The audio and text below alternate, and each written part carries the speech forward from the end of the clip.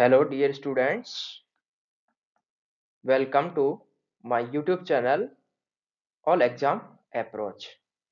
प्यारे बच्चों, आज हम मानव भूगोल के मूल सिद्धांत के अध्याय नंबर 2 का खंड 2 को पढ़ेंगे। प्यारे बच्चों, इससे पूर्व हमने विश्व जनसंख्या का वितरण, घनत्व और वृद्धि को सामान्य परिचय किया था। प्यारे बच्चों, वितरण और घनत्व दोनों टॉपिक हमने पिछले वीडियो में पढ़े थे। आज हम जनसंख्या वृद्धि को पढ़ेंगे। यहाँ ध्यान दें, इसके तहत जनसंख्या, वितरण, घनत्व और वृद्धि 3 तथ्यों पर हमें विस्तार पूर्वक पढ़ना है, जिसमें से हमने वितरण और घनत्व को पढ़ा है और हम अभी जनसंख्या वृद्धि का अध्ययन करेंगे। प्यारे बच्चों, यहाँ दें, हेडिंग है जनसंख्या वृद्धि। जनसंख्या वृद्धि देखें, यहाँ जनसंख्या वृद्धि समय के दो निश्चित अंतरालों समय के दो निश्चित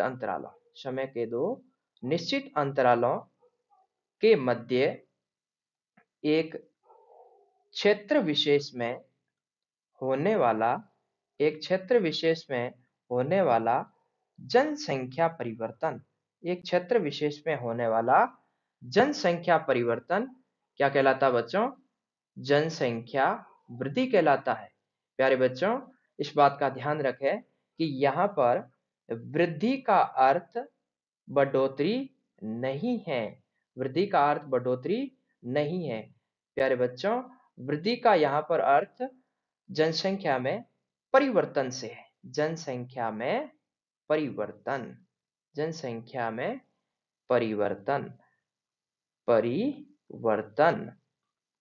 प्यारे बच्चों, जनसंख्या में परिवर्तन का अर्थ है कि जनसंख्या में बढ़ोतरी भी हो सकती है, जनसंख्या में कमी भी हो सकती है। अतः क्या है, जनसंख्या वृद्धि को हम क्या है, जनसंख्या परिवर्तन भी कह सकते हैं। जनसंख्या परिवर्तन भी कह सकते हैं। लिखा है कि समय के दो निश्चित अंतरालों, यानी क्या है, जो जनगणना की जाती है तो किन्हीं एक निश्चित अवधि के मध्य के वर्षों की जाती है। यदि भारत के संदर्भ में देखा जाए तो पिछली बार 2001 और उसके बाद जनगणना है वो 2011 में हुई।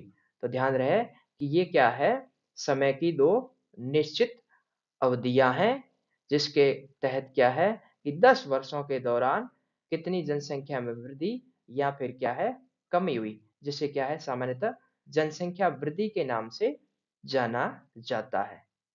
इसके बाद ध्यान रखें कि इसमें लिखा है कि यह परिवर्तन धनात्मक का बच्चों यहाँ पर क्या अर्थ होता है कि इसमें बढ़ोतरी होना। इसमें क्या बच्चों, बढ़ोतरी होना। और इसके बाद लिखा है अथवा ऋणात्मक। तो बच्चों यहाँ ध्यान रखें कि ऋणात्मक का अर्थ क्या है कि जनसंख्या में क्या है, कमी होना। तो यहाँ पर ध्यान रखना है कि जनसंख्या वृद्धि के तहत जनसंख्या में वृद्धि भी अर्थात बढ़ोतरी और कमी दोनों शामिल है। इसके बाद बच्चों देखिएगा, जनसंख्या परिवर्तन के घटक। यहाँ पर हम जनसंख्या परिवर्तन के घटकों के बारे में जानेंगे। तो ध्यान रखें, जनसंख्या परिवर्तन के बच्चों कितने घटक हैं? 3। कितने घटक हैं? 3 घटक हैं। प्यारे बच्चों, यहाँ देखें कौन कौन से घटक है जो जनसंख्या के परिवर्तन के लिए जिम्मेदार है। तो पहला घटक है जिसका नाम है CBR। इसके बाद देखिए बच्चों, दूसरा जो घटक है जो जनसंख्या में परिवर्तन करवाता है। परिवर्तन का अर्थ बदलाव। बदलाव करवाने के लिए दूसरा कारक कौन सा है बच्चों? सीडीआर। इसके बाद देखिए बच्चों, तीसरा जो घटक है वो कौन सा है बच्चों? माइग्रेशन, यानी क्या है? प्रवास। इस तरह से क्या है, तीन घटक है जो जनसंख्या को प्रभावित करते हैं, अर्थात क्या है, परिवर्तन करते हैं। तो बच्चों ध्यान दें, ये सीबीआर क्या है। सबसे पहले सीबीआर, तो सीबीआर की फुल फॉर्म यहाँ देख लीजिए बच्चों। सीबीआर, सीबीआर का अर्थ होता है, सी फॉर होता है क्रूड। क्या होता है बच्चों? क्रूड। बी का अर्थ होता है birth, B I R T H. R for क्या होता है बच्चों? रेट, यानी क्या है, क्रूड का अर्थ होता है हिंदी में अशोधित। क्या होता है बच्चों? अशोधित, अशोधित, अशोधित। बी फॉर क्या होता है? बर्थ, बर्थ यानी क्या है? जन्म। और रेट का अर्थ क्या होता है बच्चों? दर। तो ये किसको प्रतीत करता है कि अशोधित जन्म दर, यानी क्या है कि जनसंख्या को कौन प्रभावित करता है? प्रभावित अर्थात परिवर्तन कौन करवाने वाला घटक कौन सा है? सीबीआर। सीबीआर कैसे करता है कि किसी भी स्थान में यदि जनसंख्या में वृद्धि हो रही है, इसका मतलब क्या है? जनसंख्या में परिवर्तन हो रहा है। दूसरा कारक देखिए, C D are.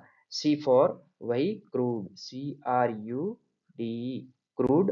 D for है डेथ, डी फॉर क्या है बच्चों? डेथ। आर फॉर क्या होता है? रेट। क्या है? रेट।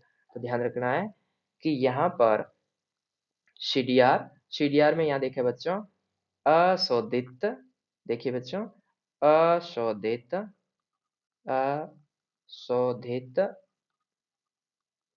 मृत्यु दर, यानी क्या है कि जनसंख्या में परिवर्तन करने वाला दूसरा घटक है वो कौन सा है? अशोधित मृत्यु दर। यानी क्या है, किसी भी क्षेत्र में अगर मृत्यु दर अधिक है, इसका मतलब क्या है? जनसंख्या में कमी आएगी, अर्थात क्या है? परिवर्तन होगा। तो सीबीआर में क्या है? जनसंख्या में क्या होता है बच्चों? वृद्धि होती है, यानी बढ़ोतरी होती है। और सीडीआर में क्या है? जनसंख्या में क्या हो जाती है? कमी हो जाती है। और कमी और बढ़ोतरी को क्या कहा जाता है? जनसंख्या वृद्धि कहा जाता है, यानी दोनों में होने वाला परिवर्तन। तीसरा कारक है, घटक है जनसंख्या परिवर्तन का, जिसे कहते हैं माइग्रेशन। और माइग्रेशन का हिंदी शब्द क्या होता है बच्चों? माइग्रेशन का हिंदी शब्द होता है प्रवास। क्या होता है बच्चों? प्रवास, प्रवास।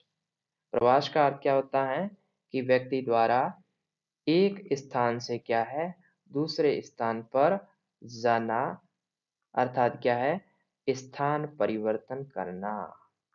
क्या करना? स्थान परिवर्तन, स्थान परिवर्तन करना, स्थान परिवर्तन करना। यानी क्या है बच्चों कि मानव द्वारा जब क्या है कि अपना स्थान बदला जाता है, उसे क्या कहा जाता है? माइग्रेशन। तो माइग्रेशन जनसंख्या परिवर्तन को किस प्रकार प्रभावित करता है बच्चों? कि जिन क्षेत्रों में एक एक्स नाम का क्षेत्र है, वहां से अगर व्यक्ति वाई नाम के स्थान पर गया है, एक्स नाम के स्थान से कहा बच्चों? वाई नाम के स्थान पर गया है, इसका मतलब हुआ ये कि एक्स नामक स्थान पर जनसंख्या में क्या है? कमी हुई। और जहां पर व्यक्ति गंतव्य अर्थात पहुंचा है, वहां पर जनसंख्या में क्या हुई है? वृद्धि। और ये कमी और वृद्धि क्या कहलाती है बच्चों? जनसंख्या परिवर्तन या जनसंख्या वृद्धि कहलाती है। तो प्यारे बच्चों, आपको समझ में आ गया कि जनसंख्या परिवर्तन के तीन घटक हैं, कौन कौन से हैं? जन्म, सीडीआर को आप न्यूनतम या फिर क्या है कि आप इसको शॉर्ट में ध्यान में रखना चाहते हो तो बच्चों इस तरह से देख लें। सीडीआर के पास में यहाँ मैं लिख लिख देता हूँ। सीडीआर यानी क्या है? जन्म दर। और यहाँ पर देखिए सीडीआर के पास में मृत्यु दर, मृत्यु दर। क्या है? मृत्यु दर। देखिए बच्चों, सीबीआर जन्म दर, सीडीआर मृत्यु दर, और माइग्रेशन का क्या लिख दोगे बच्चों? प्रवास। क्या लिख दोगे बच्चों? प्रवास, प्रवास। तो ध्यान रहे बच्चों कि इस तरह से जनसंख्या परिवर्तन के तीन घटक हैं। कौन कौन से हैं? जन्म दर, मृत्यु दर और प्रवास। पूरी उम्मीद है कि परीक्षा में अगर पूछा जाता है तो आप आसानी पूर्वक उत्तर दे पाओगे। प्यारे बच्चों, इसके बाद में अपन अगली स्लाइड पे जाते हैं और पढ़ेंगे अब जनसंख्या परिवर्तन। क्या लिखा है बच्चों? जनसंख्या परिवर्तन के घटक यानी क्या है? हमने जो 3 घटकों को पढ़ा था, कौन-कौन से बच्चों? 3 घटकों को सीबीआर, सीडीआर और माइग्रेशन। माइग्रेशन। तो बच्चों ध्यान रहे कि तीनों हम यहाँ पर टॉपिक की पुनः डिटेल से चर्चा करने जा रहे हैं। तो सबसे पहला घटक है जो सी बी आर। कौन सा है बच्चों? सी बी आर यानी क्या है? अशोधित जन्म दर। ध्यान रहे किसे कहते हैं अशोधित जन्म दर? देखिए, प्रति 1000 क्या है लिखा बच्चों? प्रति 1000 महिलाओं, प्रति 1000 महिलाओं द्वारा जन्म दिए गए जीवित बच्चों की संख्या। क्या है बच्चों? जीवित बच्चों की संख्या को क्या कहा जाता है? सीबीआर। यानी अर्थात ये क्या कर दिया है कि जन्म दर की यहाँ पर परिभाषा लिखी गई है। यानी प्रति 1000 महिलाओं द्वारा जन्म दिए गए जीवित बच्चों की संख्या को क्या कहते हैं? अशोधित जन्म दर कहा जाता है। अशोधित जन्म दर यानी क्या है? सीबीआर। क्या है बच्चों? सीबीआर। तो सीबीआर ज्ञात करने का सूत्र क्या है? यहाँ पर लिखा हुआ है बच्चों, B I B I upon P. ध्यान रहे बच्चों, यहाँ पर जो बी आई है ये है जीवित जन्मे बच्चों की संख्या। क्या है बच्चों? जीवित जन्मे जीवित जन्मे बच्चों की संख्या। जीवित जन्मे बच्चों की संख्या और अपॉन में पी। पी का अर्थ क्या है बच्चों? पी यानी पॉपुलेशन, यानी क्या है कि उस संबंधित क्षेत्र की जनसंख्या। क्या है बच्चों? संबंधित क्षेत्र की जनसंख्या।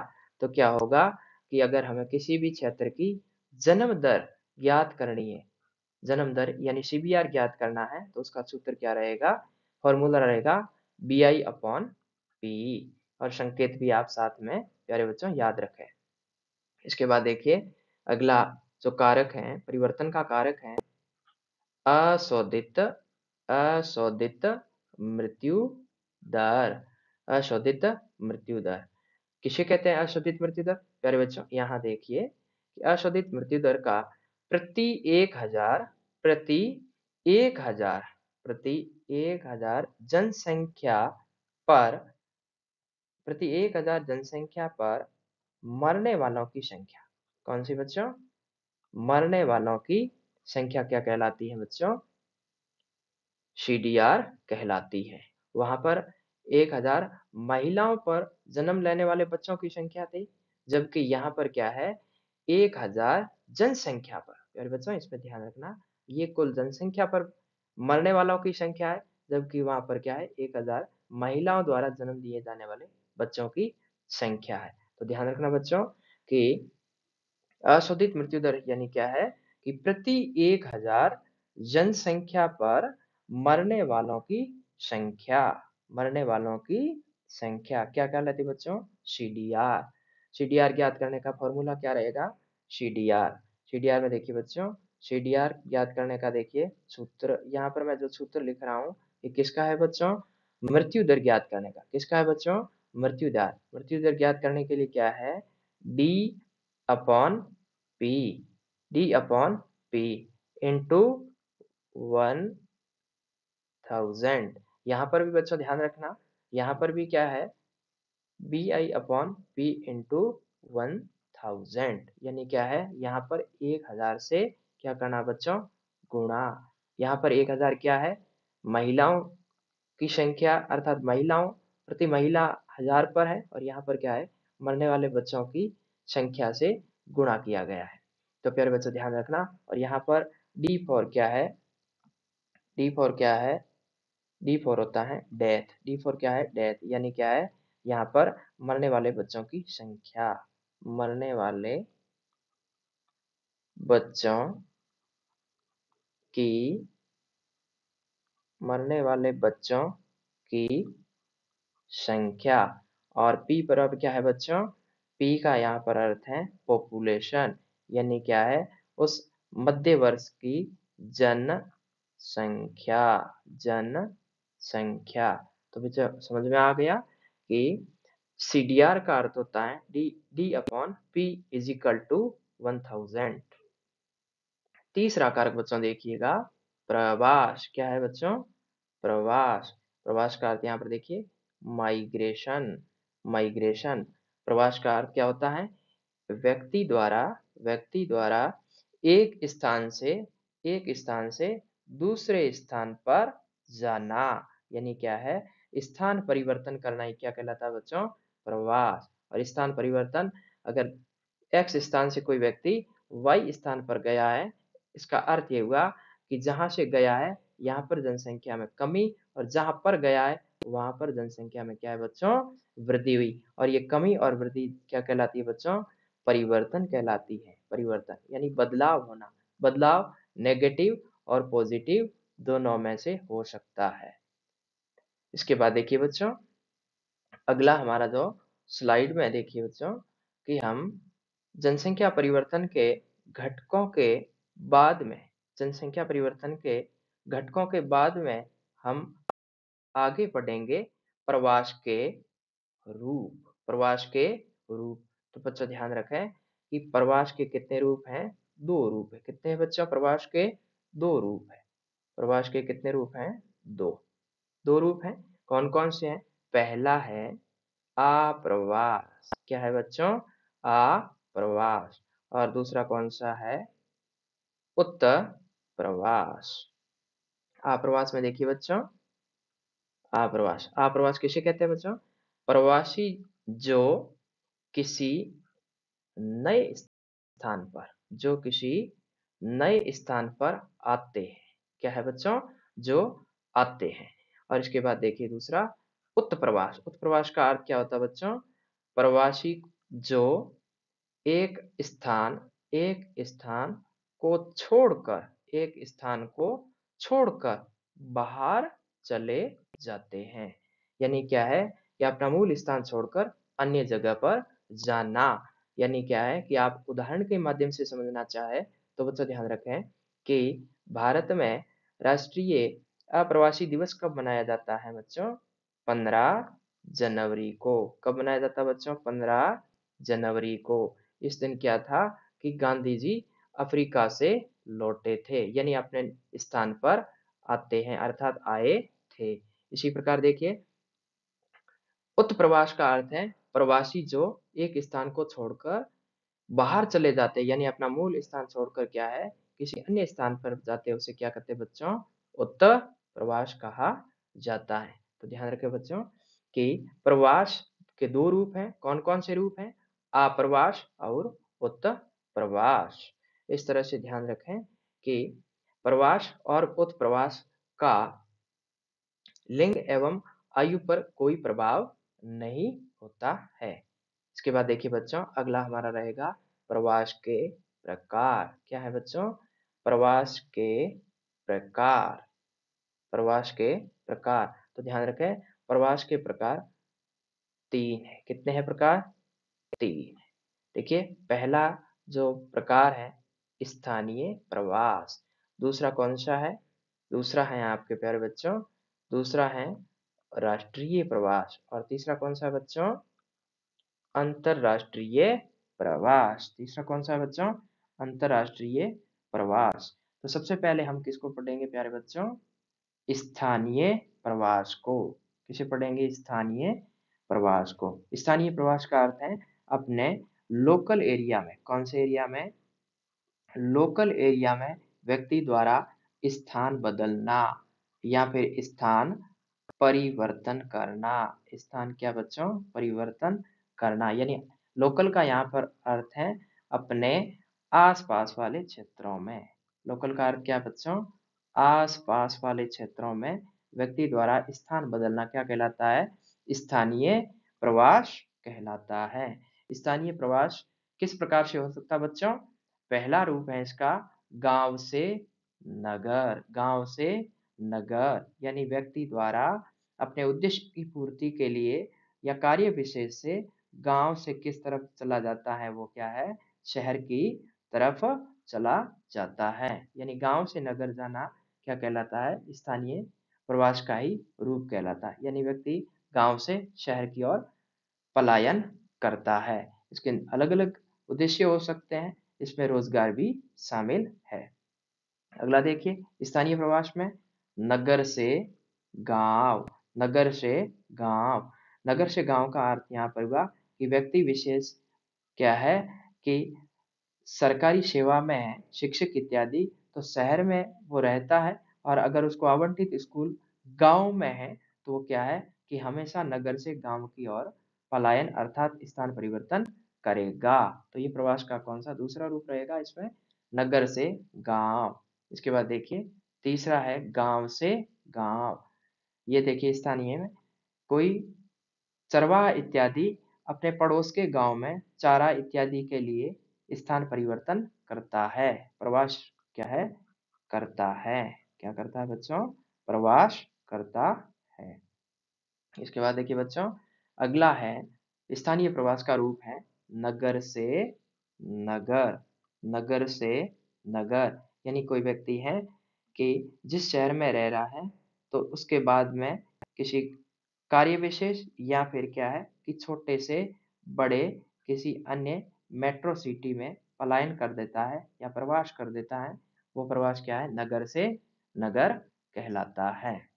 इसके बाद देखिए ये हो गए स्थानीय प्रवास के 4 रूप। किसके हैं? स्थानीय प्रवास के क्या है? 4 रूप है। यहाँ देखें बच्चों ये बात, ये है 4 रूप। इसके बाद हम पढ़ेंगे राष्ट्रीय प्रवास। क्या है बच्चों? राष्ट्रीय प्रकाश, जो प्रवास का क्या है? दूसरा प्रकार। राष्ट्रीय का अर्थ है यानी देश की सीमाओं के बीच, यानी देश की सीमाओं के अंदर, और देश की सीमाओं के अंदर क्या होते हैं? हमारे प्रांत, यानी क्या होते हैं? राज्य। तो क्या है कि किन्हीं 2 राज्यों के मध्य का प्रवास, यानी एक व्यक्ति द्वारा राजस्थान से मध्य प्रदेश जाना या फिर किसी व्यक्ति विशेष द्वारा उत्तर प्रदेश से छत्तीसगढ़ जाना, यानी किन्हीं 2 राज्यों के बीच व्यक्ति का प्रवास है, वो क्या कहलाता है? राष्ट्रीय प्रवास कहलाता है। और प्रवास का तीसरा रूप देखिए बच्चों, तीसरा प्रकार है अंतर्राष्ट्रीय प्रवास। क्या है? अंतर्राष्ट्रीय प्रवास। अंतर्राष्ट्रीय प्रवास किसे कहेंगे? किन्हीं 2 देशों। अंतर्राष्ट्रीय का अर्थ है किन्हीं 2 राष्ट्रों। किन्हीं 2 राष्ट्र अर्थात अलग-अलग, यानी क्या है? भारत, अमेरिका, भारत, चीन, यानी क्या है? किन्हीं 2 देशों के मध्य जो प्रवास होता है, उसे क्या कहते हैं? अंतर्राष्ट्रीय प्रवास कहा जाता है। तो बच्चों ध्यान रखें, प्रवास के रूप पूछे आपको, तो आप क्या करोगे? प्रवास के क्या है? 2 रूप बताओगे, आप्रवास और उत्प्रवास। यदि आपको पूछे प्रवास के प्रकार, तो प्रवास के प्रकार कितने हैं बच्चों? 3 हैं, स्थानीय प्रवास, राष्ट्रीय प्रवास और अंतर्राष्ट्रीय प्रवास। इसके बाद बच्चों हम पढ़ेंगे प्रवास के कारक। क्या पढ़ेंगे बच्चों? प्रवास के कारक। प्रवास के कारक। देखिए प्रवास के 2 कारक हैं। कितने हैं कारक? प्रवास के कितने कारक हैं? 2 कारक हैं। कितने हैं? 2 कारक हैं। कौन-कौन से? पहला कारक है, पहला कारक है आपने कौन सा है बच्चों? प्रतिकर्ष कारक। कौन सा है बच्चों? प्रतिकर्ष कारक। कौन सा है? प्रतिकर्ष कारक। और दूसरा कौन सा है बच्चों? दूसरा है हमारा अपकर्ष कारक। कौन सा है बच्चों? अपकर्ष कारक। इसमें ध्यान रखें कि आपके यहाँ पर देखिए प्रतिकर्ष कारक। कौन सा कारक बच्चों? प्रतिकर्ष कारक। प्रतिकर्ष कारक। देखिए प्रतिकर्ष कारक किसे कहेंगे? वे कारक जो व्यक्ति को प्रवास के लिए बाध्य करते हो। किसे कहते हैं बच्चों? जो क्या है कि प्रवास है उसके लिए क्या है? बाध्य करते हो। क्या करते हो बच्चों? बाध्य करते हो। बाध्य का अर्थ क्या है कि व्यक्ति को मजबूरन क्या है अपना मूल स्थान छोड़ना पड़ता है। प्रवास के लिए क्या होता है, अगर आप प्रवास के लिए बाध्य होते हो तो वो कौन से कारक कहलाएंगे, प्रतिकर्ष कारक। अगर आप इंग्लिश में देखेंगे यहाँ पर बच्चों तो यहाँ पर लिखा है पुश फैक्टर, यानी आपको क्या है पुश यानी क्या है दबाव डालेंगे ताकि वो आप क्या है प्रवास करने के लिए बाध्य हो जाओ। तो ध्यान रखें परीक्षा की दृष्टि से बहुत महत्वपूर्ण है प्रवास के कारक। तो इसमें सबसे पहले प्रतिकर्ष, और प्रतिकर्ष में पहला बिंदु है कि बेरोजगारी। बेरोजगारी यानी बेरोजगारी अर्थात क्या है व्यक्ति अपने रोजगार के लिए मजबूरन अपने मूल स्थान को छोड़कर क्या है प्रवास करता है। तो पहला कारक कौन सा है जिसकी वजह से प्रतिकर्ष कारक में, प्रतिकर्ष कारक ऐसे कौन से कारक है जो बाध्यकारी है व्यक्ति को प्रवास कराने के लिए। तो पहला कारक कौन सा है बच्चों, बेरोजगारी, यानी क्या है कि बेरोजगारी की वजह से व्यक्ति अपना क्या है मूल स्थान छोड़ देता है। इसके बाद दूसरा कौन सा है बच्चों, महामारी। कौन सा है बच्चों, महामारी। तो इसमें यह ध्यान रखें महामारी का अर्थ है ऐसी बीमारी जिसका क्या है कि व्यापक रूप धारण कर चुकी है। हाल ही पिछले 3 वर्षों में क्या है कि एक ऐसी महामारी जिसका नाम क्या बच्चों, कोविड। कौन सी बच्चों, कोविड अर्थात क्या है कोरोना। कोरोना की वजह से बहुत से लोगों ने क्या है कि प्रवास किया है, क्योंकि जिन क्षेत्रों में कोरोना का ज्यादा प्रभाव था उन क्षेत्रों में लोगों में भय होने की वजह से लोगों ने प्रवास किया था। इसके बाद में देखिए तीसरा कारक जिसकी वजह से व्यक्ति क्या है अपना मूल स्थान छोड़ देता है अर्थात प्रवास के लिए बाध्य हो जाता है।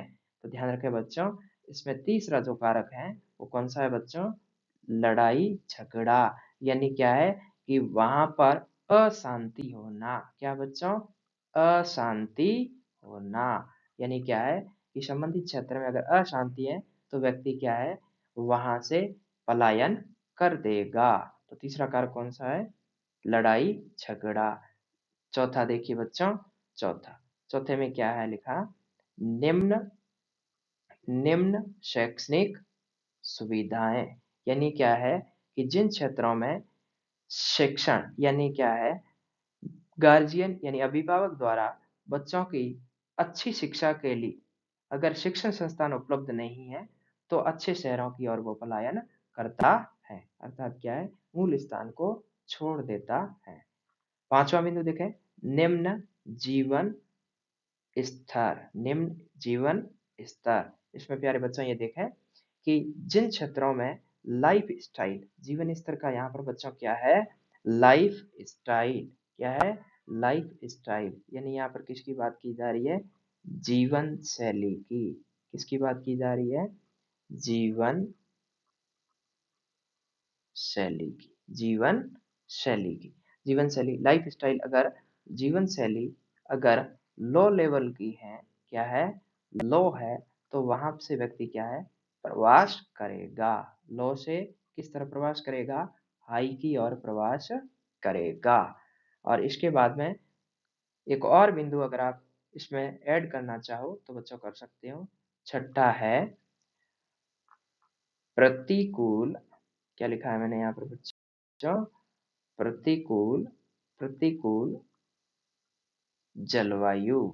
प्रतिकूल जलवायु, प्रतिकूल जलवायु, यानी जिन क्षेत्रों में प्रतिकूल का अर्थ है कि मानव के स्वास्थ्य के अनुकूल नहीं हो, यानी मानव के जीवन जीने के लिए अनुकूल नहीं हो, तो उन क्षेत्रों में मानव रहना पसंद नहीं करता है अर्थात क्या है कि वहां पर क्या है कि मानव मुख्य स्थान से पलायन करके अन्य स्थान की ओर प्रवास कर देता है। तो बच्चों ध्यान रखें प्रतिकार कारक है कितने हैं, 6 कारक बताए हैं। पहला है बेरोजगारी, दूसरा है महामारी, तीसरा है लड़ाई झगड़ा, चौथा है निम्न शैक्षणिक सुविधाएं, पांचवा है निम्न जीवन स्तर और छठा है प्रतिकूल जलवायु। अब हम बच्चों पढ़ेंगे अपकर्ष कारक। कौन कौन से कारक, अपकर्ष कारक। अपकर्ष कारक का क्या अर्थ है कि व्यक्ति को प्रवास के लिए आकर्षित करें। क्या करें बच्चों? आकर्षित करें, यानी जिनकी वजह से क्या है, व्यक्ति अपना मूल स्थान छोड़े बाध्य न होकर सामने जो मुख्य स्थान है उसकी तरफ क्या है, व्यक्ति को क्या है, कोई सुविधा उपलब्ध हो रही है जिसकी वजह से क्या है, वो अपना मूल स्थान छोड़ने का इच्छुक रहता है। इंग्लिश में लिखा है बच्चों पुल फैक्टर। पुल फैक्टर का अर्थ है व्यक्ति को आकर्षित कर या खींचना, उसकी ओर क्या है, खींचना। देखिए बच्चों, अपकर्ष कारक में सबसे पहला कारक है रोजगार के अवसर, यानी क्या है, व्यक्ति को जिन क्षेत्रों में अच्छा रोजगार प्राप्त होता है, क्या है बच्चों, अगर अच्छा रोजगार प्राप्त हो रहा है तो वह सदैव क्या करेगा कि अपना मूल स्थान छोड़कर अन्य स्थान की तरफ प्रवास करेगा। इसके बाद देखिए बच्चों, दूसरा कारक बेहतर स्वास्थ्य सेवाएं। बेहतर स्वास्थ्य सेवाएं यानी क्या है कि जहां पर हेल्थ सिक्योर ज्यादा है वहां पर व्यक्ति रहना पसंद करेगा। तीसरा बिंदु देखिए बच्चों, शांतिपूर्ण स्थान। शांतिपूर्ण स्थान, मानव सदैव उन स्थानों की ओर प्रवेश करेगा जहां पर क्या है बच्चों, पूर्ण रूप से शांतिपूर्वक क्षेत्र स्थापित किए गए हैं। इसके बाद देखिए बच्चों, चौथा बिंदु, कौन सा बिंदु, चौथा बिंदु। चौथे बिंदु में देखें, चौथा बिंदु है उच्च शैक्षणिक, उच्च शैक्षणिक सुविधाएं। यानी क्या है कि मानव उच्च शैक्षणिक यानी जहां पर शिक्षा की बेहतर व्यवस्था है तो उस तरफ मानव सदैव आकर्षित रहता है। किस क्या रहता है बच्चों, आकर्षित रहता है, यानी उस क्षेत्र में शहर में जाना पसंद करेगा। और पांचवा बिंदु देखिए बच्चों, उच्च जीवन शैली, यानी क्या है, हाई लाइफ स्टाइल। क्या है बच्चों, यहाँ पर हाई लेवल की, यानी क्या है, उच्च, हाई। देखिए बच्चों, यहाँ पर मैंने लिखा है हाई लाइफ स्टाइल,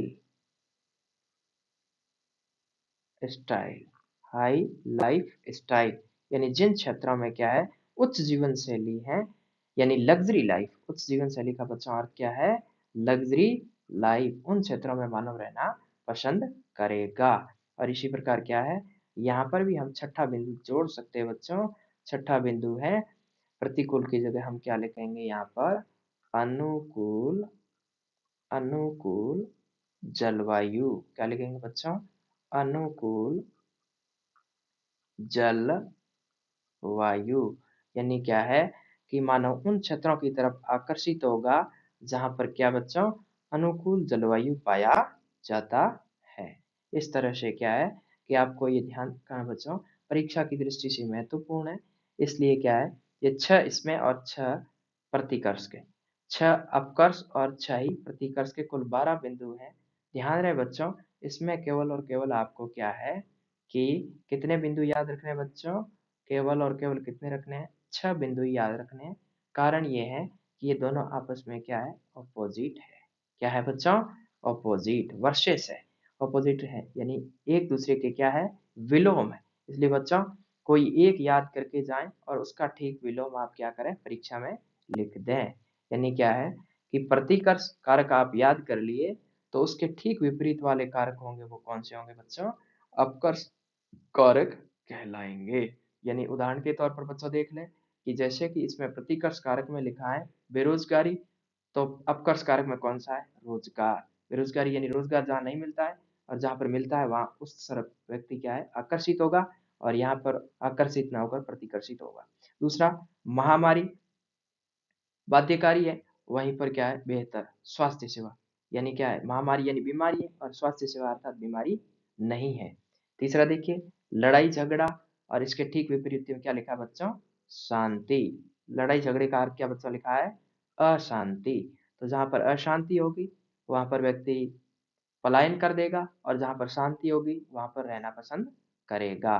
चौथा बिंदु देखिए बच्चों, निम्न शैक्षणिक सुविधाएं, इस तरफ इसका ठीक विपरीत क्या है, उच्च शैक्षणिक सुविधाएं। यहाँ पर उच्च, उस तरफ निम्न। इसके बाद देखिए प्रतिकर्ष में देखिए यहाँ पर लिखा है निम्न निम्न जीवन शैली, निम्न जीवन शैली। ठीक उसी प्रकार बच्चों देखिएगा इसके ठीक विपरीत में क्या लिखा है बच्चों, उच्च जीवन शैली, अर्थात इसके ठीक विलोम है। छठा बिंदु देखिए प्रतिकूल जलवायु, और अपकर्ष में देखिए प्रतिकूल की जगह क्या लिखा है बच्चों, अनुकूल जलवायु। तो इसलिए बच्चों ध्यान रहे कि आप इसमें 6 बिंदु याद करके जाएं और 6 बिंदु इसके ठीक विपरीत लिख दें। तो मैं विश्वास करता हूं कि आपको क्या है ये टॉपिक प्रवास के कारक अच्छे से समझ में आए होंगे। इसके बाद